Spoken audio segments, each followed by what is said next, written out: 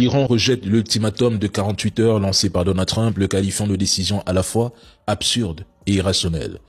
Pendant que l'entité se prépare à frapper les installations énergétiques iraniennes en cas de feu vert américain, Téhéran avertit Trump.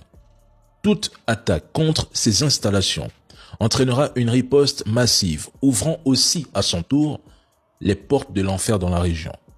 En cas d'agression conjointe des États-Unis et de l'entité, l'Iran affirme que toutes les installations utilisées par l'armée américaine ainsi que celles de l'entité deviendront des cibles, sans aucune limite.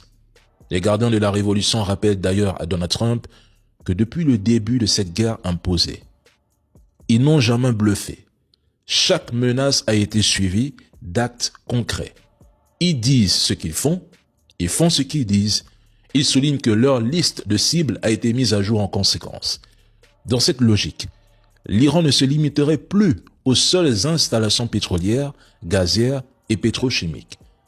Téhéran élargit désormais le spectre de ses cibles à l'ensemble des installations vitales. Électricité, eau, vapeur et énergie dans plusieurs pays de la région. Contrairement aux opérations précédentes, le nouveau scénario iranien repose sur des frappes simultanées et coordonnées contre un large éventail de cibles. L'objectif affiché est de démontrer la capacité à saturer plusieurs systèmes de défense aérienne et à provoquer un choc systémique sur les installations critiques de plusieurs pays.